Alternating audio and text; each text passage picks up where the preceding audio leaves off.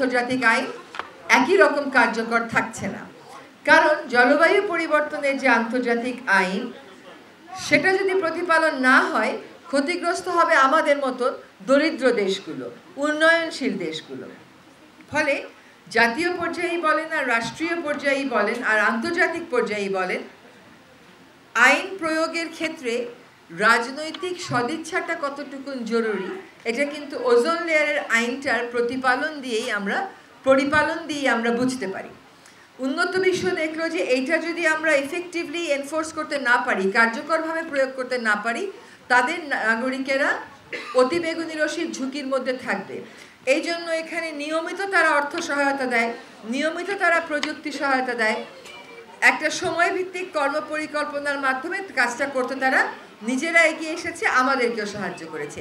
কিন্তু জলবায়ু পরিবর্তনের ক্ষেত্রে যখন আমরা বলি যে কার্বন ডাই অক্সাইডের নিঃসরণ কমাতে হবে, তখন আমাদেরকে উন্নয়নের নানান স্লোগান দিয়ে না আমাদের কয়লা লাগবেই, না আমাদের জীবাশ্ম জ্বালানি লাগবে, এই কথাগুলো বলা হয়। ফলে যখন গ্লোবাল স্ট্যান্ডার্ডের কথা আসে, আমরা খুব খুশি যে ওজোন লেয়ারটা একটা ইতিবাচক দৃষ্টান্ত হয়ে থাকবে। কিন্তু আমরা আবার একই সাথে উদ্বিগ্ন যে আমাদের ভবিষ্যৎ যে জলবায়ু পরিবর্তন রোধের উপর নির্ভর করে, সেটা নিয়ে আমরা তেমন কাজ করছি না। ওজোন লেয়ারে দেখবেন বিশ্বের এমন কোনো রাষ্ট্র নেই যেটা স্বাক্ষর করে নাই।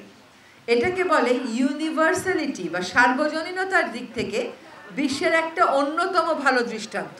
সকল রাষ্ট্র এখানে স্বাক্ষর করেছে। আবার যদি জলবায়ু পরিবর্তনে যান, সেখানে আমরা দেখব যে সকল রকমের বৈজ্ঞানিক তথ্য উপাত্ত থাকা সত্ত্বেও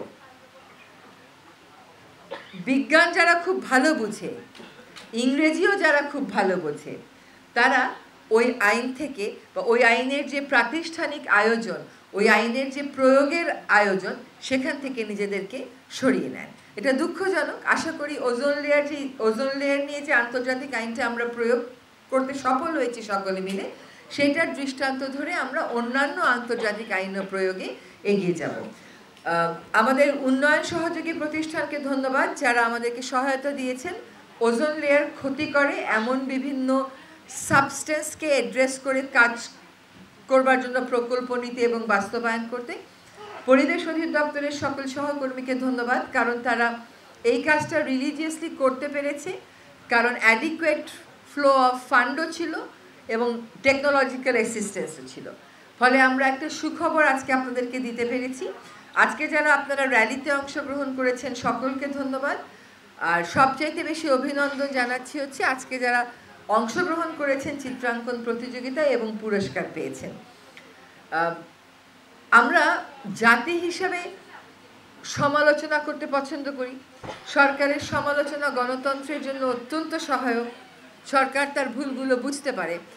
সাথে সাথে যদি আমরা যতটা আগ্রহ নিয়ে সমালোচনা করি, ততটা আগ্রহ নিয়ে ব্যক্তিগত আচরণটাও বদলাই, তাহলে সমাজটা দ্রুত বদলাবে। আরেকটা হচ্ছে যে একটা ব্যক্তিগত আচরণ আপনাদেরকে বদলাবার জন্য অনুরোধ করব, তা হচ্ছে আমরা সমালোচনা করি, এই পারফরমেন্সটা ভালো হয় নাই, ওইটা ভালো, ওই গানটার শিল্পী এখানে তার ছন্দটা ছিল না, কিন্তু যখন পুরস্কার পাই তখন আমরা হাততালি দিই না। আমরা মনস্তত্ত্বের দিক থেকে ইতিবাচকতা ধারণ করতে হবে। তো আমরা যদি নেতিবাচকতার দিক থেকে থাকি আর এটা ভেবেই নেই যে কখনো কিছু হচ্ছে না, কিছু হবে না, এটা কিন্তু হবে না। একটা জিনিস পরিবর্তন আনতে, পরিবর্তনটাকে প্রাতিষ্ঠানিক করতে, এটা একটা প্রক্রিয়ার ব্যাপার, এটা সময় সাপেক্ষ ব্যাপার এবং সেখানে সকলেরই একটা ভূমিকা লাগে। সেই সকলের ভূমিকাটা আমরা পালন করব, নেতিবাচকতা থেকে সরে আসব। একটা জাতি গঠনের ভিত্তি কখনো সন্দেহ আর নেতিবাচকতা হতে পারে না। পরিবর্তন হবে এই ইতিবাচকতা দিয়ে আমাদের কাজ করতে হবে এবং ওই ইতিবাচকতা থেকে আমরা সমালোচনাটা করব, যাতে যেখানে কাজটা হচ্ছে না সেখানে কাজটা দ্রুত হয়। তো আমরা ব্যক্তিগত অভ্যাস পরিবর্তন করব। আর বাচ্চারা যখন পুরস্কার নেয়, কেউ যখন পুরস্কৃত হয়, তাকে সকলে মিলে আমরা হাততালি দিয়ে অভিনন্দন জানাবো। সমালোচনাটা যত জোরে করি, হাততালিটাও তত জোরে দিতে পারি না কেন, এইটাই কিন্তু আসলে ইট শোজ যে আমরা পজিটিভিটিটা এখনও ওইভাবে ধারণ করি না। তো আপনাদের সকলকে ধন্যবাদ। আমাকে ক্ষমা করবেন, এটা আমি সবসময় অপছন্দ করি যে একটা অনুষ্ঠানে এসে আগে চলে যাওয়া, কিন্তু এতগুলো অনুষ্ঠান থাকে, এখন বুঝি যে কেন চলে যেতে হয়। তো আমাকে একটু যেতে হবে অন্য একটা অনুষ্ঠানে অংশগ্রহণ করার জন্য। আপনাদের সকলকে অনেক ধন্যবাদ।